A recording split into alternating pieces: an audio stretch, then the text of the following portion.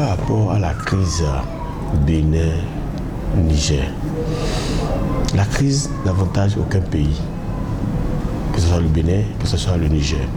Et je salue principalement la main tendue du chef de l'État, le président Patrice Talon, à l'endroit du président du Niger. Et j'exhorte aussi le président du Niger de prendre la main tendue du chef de l'État, le président Patrice Talon, pour qu'on puisse régler les problèmes en cours.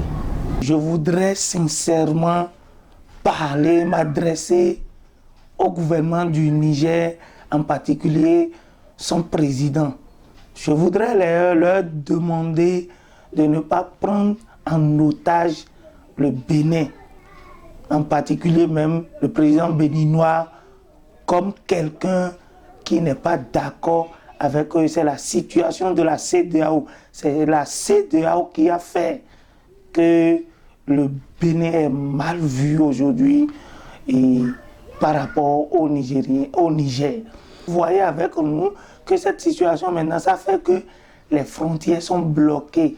Et les Béninois qui devraient normalement transporter leurs marchandises de là-bas pour ici, ils sont bloqués. Un Nigérian au Bénin se sent chez lui.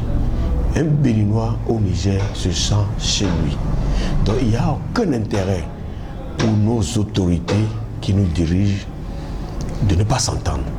Le président Patrice Talon a réfléchi, a vu que après tout, c'est les peuples. Donc il s'est mis à la place du peuple.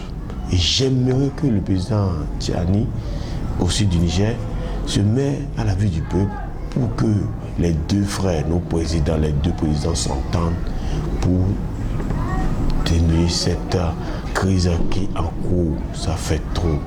Dans ce bras de fer entre le Bénin et le Niger, ce sont les populations des deux pays qui sont victimes des dégâts collatéraux puisqu'il y a des difficultés à écouler les marchandises de part et d'autre. Mais pour décresper la situation, selon moi, le meilleur scénario serait que les pays finissent par entendre raison à la suite d'une médiation portée par un pays tiers. La diplomatie et la compréhension mutuelle entre les deux pays frères pourraient également ouvrir la voie à un dialogue renouvelé et à une coopération plus étroite. Et m'adresser au président béninois, notre cher et papa, le président Patrice Talon, je voudrais l'inviter à se calmer. Vu sa force, je voudrais lui demander de se calmer et de prendre son sang-froid pour que son pays, le Bénin, pour que sa population puisse quitter cette situation difficile et noble. Les deux peuples, il y a beaucoup de choses qui nous lient. Beaucoup de choses qui nous lient au niveau familial, tout ça. Donc, tout Nigérien qui est au Bénin se sent à l'aise. Et tout Béninois qui est au Niger se sent à l'aise. Grâce de Dieu, je pense que tout va rentrer en ordre. Et je remercie beaucoup les deux présidents pour leur leadership. Et par la grâce de Dieu, tout va en ordre. Je voudrais demander aux Béninois que nous sommes tous de s'armer de la prière. Il faut prier, nous devons prier. Il faut prier pour notre pays, le Bénin.